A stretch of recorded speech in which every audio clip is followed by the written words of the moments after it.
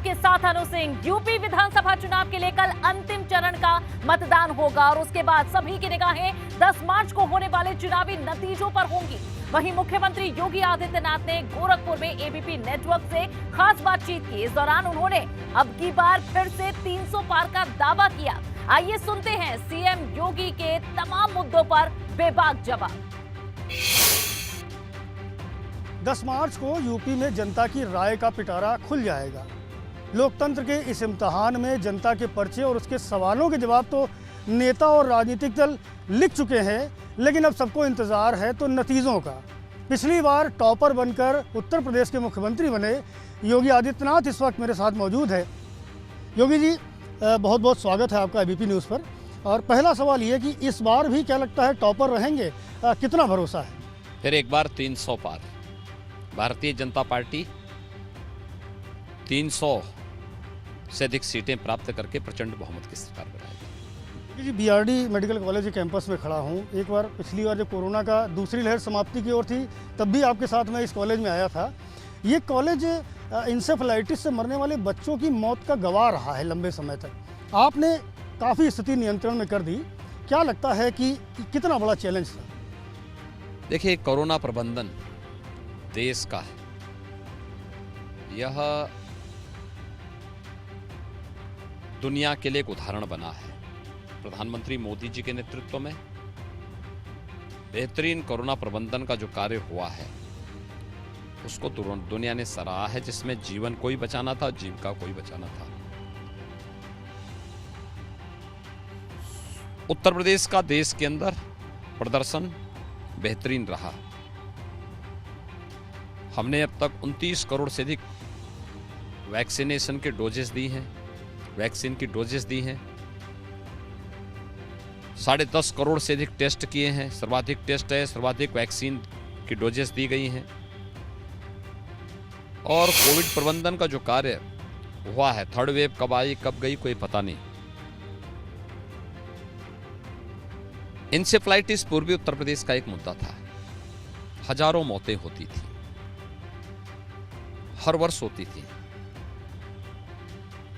कांग्रेस, सपा, बसपा जिसका समाधान नहीं कर पाई। भारतीय जनता पार्टी की डबल इंजन सरकार ने मात्र 5 साल के अंदर मस्तिष्क ज्वर की समस्या का समाधान कर दिया है। आज मस्तिष्क ज्वर यहां पर नहीं है और इसका श्रेय मैं प्रधानमंत्री मोदी जी को देता हूं, जिन्होंने स्वच्छ भारत मिशन के अंदर हर परिवार को एक शौचालय उपलब्ध कराया।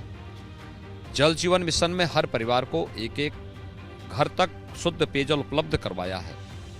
तो अंतर विभागीय समन्वय, हेल्थ इंफ्रास्ट्रक्चर का बढ़ना, हम जहां पे हैं ये मेडिकल कॉलेज इंसेफ्लाइटिस मरीजों का यानी दुर्व्यवस्था का गवाह भी रहा है। आज सुपर स्पेशलिटी का ये ब्लॉक, बाल संस्थान का ब्लॉक, बेहतर उपचार के केंद्र के रूप में बीआरडी मेडिकल कॉलेज और मेडिकल इंफ्रास्ट्रक्चर के लिए एक जनपद एक मेडिकल कॉलेज के रूप में स्थापित करने का एक माध्यम बना है। तो आज काफी परिवर्तन हुआ है, उसके परिणाम भी सबके सामने हैं। जी, थोड़ा चलते हुए बात कर लूँगा आपसे। गोरखपुर तो आपका घर है, यहाँ व्यवस्थाएं चाक चौबंद हैं, दुरुस्त हैं, लेकिन पूर्वांचल जो पूरा है उसमें स्वास्थ्य सेवाओं की बड़ी बदहाली का नज़ारा हमेशा से देखा जाता रहा है। अब आपने क्या किया इन 5 सालों में? थोड़ा सा बीते दिनों की बात है।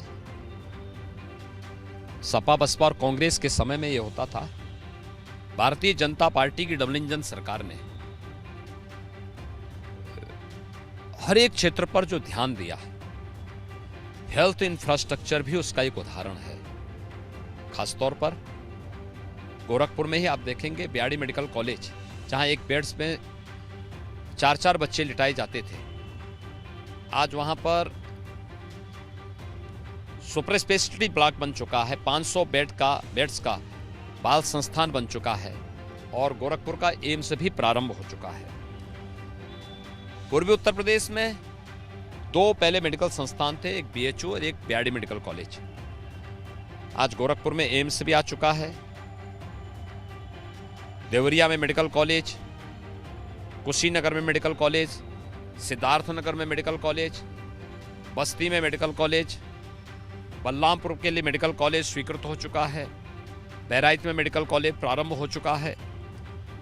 गोंडा में मेडिकल कॉलेज निर्माणाधीन है, अयोध्या में मेडिकल कॉलेज प्रारंभ हो चुका है, सुल्तानपुर में निर्माणाधीन है, प्रतापगढ़ में प्रारंभ हो चुका है, मिर्जापुर में प्रारंभ हो चुका है, सोनभद्र में निर्माणाधीन है, चंदौली में निर्माणाधीन है, गाजीपुर में प्रारंभ हो चुका है, जौनपुर में प्रारंभ हो चुका है, आजमगढ़ में प्रारंभ हो चुका है। यानी जिस क्षेत्र में पहले मेडिकल इंफ्रास्ट्रक्चर इतना पुअर था कि छोटी सी बीमारी के लिए लोगों को दूर जाना पड़ता था, लखनऊ दिल्ली के लिए जाना पड़ता था, आज उनके जनपद में ही मेडिकल कॉलेज बन गए हैं। एक जनपद एक मेडिकल कॉलेज के लक्ष्य को उत्तर प्रदेश के अंदर प्राप्त करने की दिशा में हम बढ़े हैं। और कोविड प्रबंधन इसका उदाहरण है। दुनिया की सबसे बड़ी महामारी के दौरान लोगों के जीवन को कैसे बचाना है। यूपी का जो CFR है यानी मृत्यु दर है सबसे कम है और बेहतरीन उपचार का माध्यम उत्तर प्रदेश बना है। योगी जी, आम जन का इलाज तो बेहतरीन हो रहा है, जैसा कि आपने बताया, मेडिकल कॉलेज खोले गए हैं, स्वास्थ्य सुविधाएं विकसित की गई हैं, लेकिन माफिया का इलाज अभी पूरी तरह नहीं हो पाया।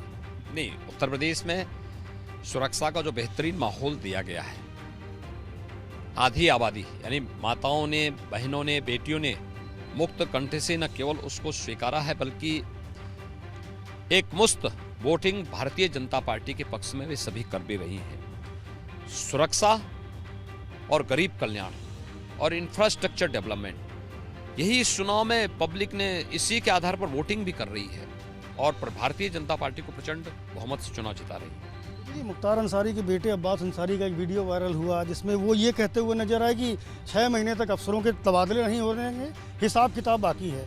आपके हिसाब से कौन सा हिसाब है?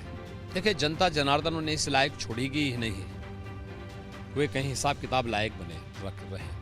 इलेक्शन कमीशन ने उसका संज्ञान लिया है और उसके अनुसार कार्रवाई भी हो रही होगी।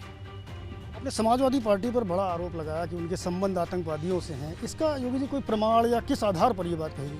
देखिए, जो अब तक के सबूत हैं, आपने देखा होगा कि आतंकी जितनी भी घटनाएं घटित हुई थी उत्तर प्रदेश में 2004-05 से लेकर के 2007-08 के बीच में, ये ज्यादातर समाजवादी पार्टी की सरकार के समय हुए थे।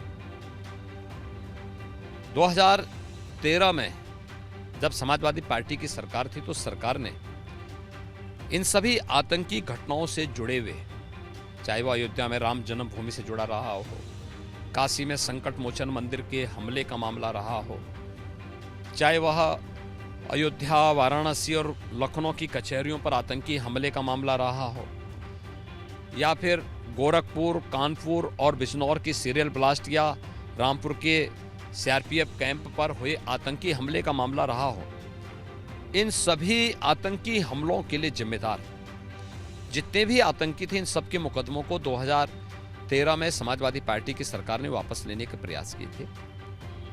दूसरा, अभी अहमदाबाद कोर्ट ने 38 आतंकवादियों को अहमदाबाद की सीरियल ब्लास्ट के लिए दोषी ठहराया और उन्हें फांसी की सजा दी है। 38 को फांसी की सजा, 11 को आजीवन कारावास। जो 38 फांसी की सजा पाए हैं उसमें से कुछ लोगों का संबंध उत्तर प्रदेश से भी है। उनमें से एक आतंकी आजमगढ़ के संजरपुर का रहने वाला है और उसके पिता समाजवादी पार्टी के सक्रिय सदस्य हैं। उस आतंकी का एक भाई दिल्ली के बटला हाउस के लिए भी जिम्मेदार रहा है और वो इस समय भाग करके सीरिया भाग चुका है। तो समाजवादी पार्टी ने इन घटनाओं का कभी इनकार नहीं किया। आखिर अखिलेश यादव क्यों मौन थे? 2013 की घटना पर उन्होंने अब तक सफाई क्यों नहीं दी कि क्यों वे आतंकवादियों के मुकदमों को वापस लेना चाहते थे? और बाकायदा उनके घोषणा पत्र में भी ये था। और अहमदाबाद की घटना पर उन्होंने अब तक सफाई नहीं दी।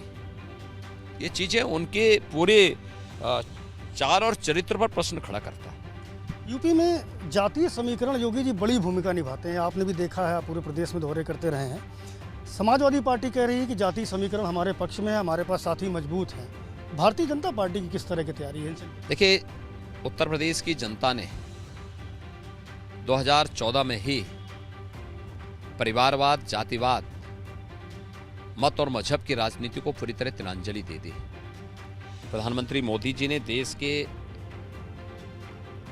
राजनीतिक एजेंडे को बदल दिया है अब यह विकास से संबंधित है, गरीब कल्याणकारी योजनाओं से फुल फोकस करते हुए है और सुरक्षा और राष्ट्रवाद को लेकर के है। इस चुनाव में भी ये मुद्दे हैं। ये पूरा चुनाव तो 80 बनाम 20 का हो चुका है, जिसमें 80% सीटें भारतीय जनता पार्टी जीत रही है, सिर्फ 20 में शेष बंटवारा है। लेकिन 80-20 का मायने कुछ और निकाले जाते रहे कि पोलराइजेशन करने की कोशिश है। देखिए, हम लोग 2014 में 80% से अधिक सीटें जीते थे, 2017 में 80% सीटें जीते थे, 2019 में भी 80% सीटें जीते थे, बाकी शेष 20 में बंटवारा था। आज एक वीडियो में देख रहा था आपका, जिसमें यूक्रेन से लौट कर आए हुए बच्चों से आप संवाद कर रहे थे। अखिलेश यादव ऐसा कहते हैं कि यूक्रेन में फंसे हुए लोगों को सरकार निकाल पाने में नाकाम साबित हुई। देखिए, अपने विफलता को छुपाने के लिए समाजवादी पार्टी इस प्रकार की बातें करती है। आपने उन बच्चों से संवाद को देखा होगा। उत्तर प्रदेश के 1400 बच्चे यूक्रेन से अब तक वापस आए हैं और यह समाजवादी पार्टी और कांग्रेस और बसपा को तो माफ़ी मांगनी चाहिए प्रदेश के इन नौजवानों से, जिन्होंने मेडिकल इंफ्रास्ट्रक्चर अपने समय में उत्तर प्रदेश के अंदर बनाने में पूरी तरह विफल रहे हैं। भारतीय जनता पार्टी प्रधानमंत्री मोदी जी के नेतृत्व में यानी 1947 से लेकर के 17 तक केवल 12 गवर्नमेंट मेडिकल कॉलेज बने थे। आज उत्तर प्रदेश के अंदर हम लोग 2017 से 22 के बीच 2 एम्स क्रियाशील कर चुके हैं, 33 नए मेडिकल कॉलेज बना रहे हैं, जिसमें 17 बन करके क्रियाशील हो चुके हैं, शेष 16 पर कार्य चल रहा है।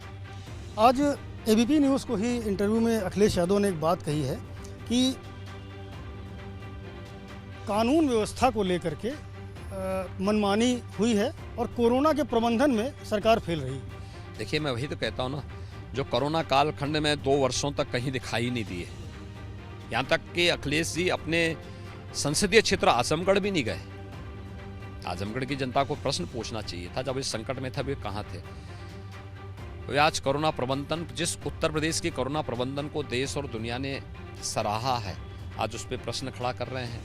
और मैं इसीलिए इस बात को बार बार कहता हूँ कि समाजवादी पार्टी की जो सिंपैथी है, उनकी संवेदना है, वह गरीब के लिए नहीं है, नौजवान के लिए नहीं है, महिलाओं की सुरक्षा के लिए भी नहीं और अन्नदाता किसानों के लिए भी नहीं है।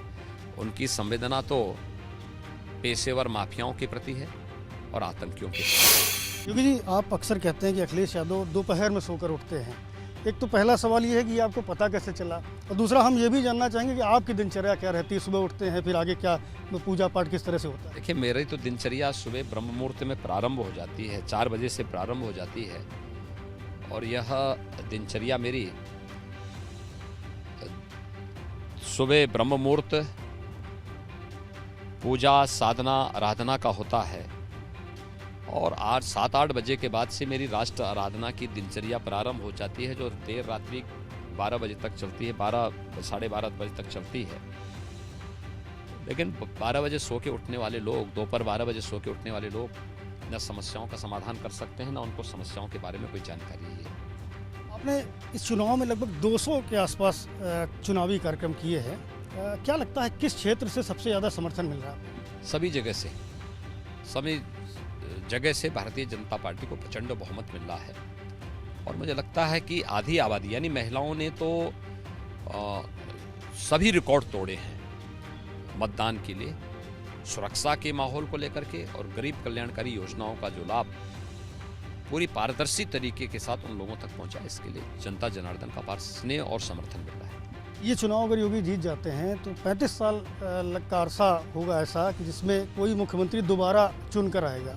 सबसे पहला काम आपको क्या लगता है क्या करने योग्य है? देखिए, हमने लोक कल्याण संकल्प पत्र अपना जारी किया है और लोक कल्याण संकल्प पत्र के अनुसार हमने 2017 में भी अपने कार्य पद्धति को आगे बढ़ाया था और लोक कल्याण संकल्प पत्र के अनुसार ही सरकार आगे भी कार्य करेगी। अंतिम सवाल है कि अगर आप जीत जाते हैं तो आपकी जीत की सबसे बड़ी वजह और विपक्ष की हार की सबसे बड़ी वजह क्या आपको लगती हो सकती है? अगर मगर की कोई गुंजाइश नहीं है। हाँ, आप इस बात को बोल सकते हैं कि मुद्दे क्या हैं, तो मैं कह सकता हूं कि सुरक्षा, गरीब कल्याण और विकास, ये भारतीय जनता पार्टी के मुद्दे थे। हमने राष्ट्रवाद के आधार पर आस्था को सम्मान दिया और सुरक्षा का बेहतर माहौल दिया, बिना भेदभाव के हर एक व्यक्ति को दिया। हमने गरीब कल्याणकारी योजनाओं का लाभ हर गरीब को बिना भेदभाव के दिया है और इंफ्रास्ट्रक्चर डेवलपमेंट के माध्यम से उत्तर प्रदेश की अर्थव्यवस्था को एक नई ऊंचाई देने का काम भी किया है। और इन्हीं मुद्दों पर हम चुनाव लड़े थे, इसी पर व्यापक और प्रचंड समर्थन जनता जनार्दन का प्राप्त हुआ है। बहुत बहुत धन्यवाद योगी जी और बहुत बहुत शुभकामनाएं आपको। धन्यवाद जी, बहुत बहुत धन्यवाद। मुख्यमंत्री योगी आदित्यनाथ जिन्होंने साफ तौर पर बताया कि इस बार कानून व्यवस्था, सुरक्षा, शिक्षा ऐसे कई सारे मुद्दे हैं जिनको लेकर के भारतीय जनता पार्टी की सरकार बनेगी और 300 के पार इस बार सीटें उत्तर प्रदेश में मिलेंगी।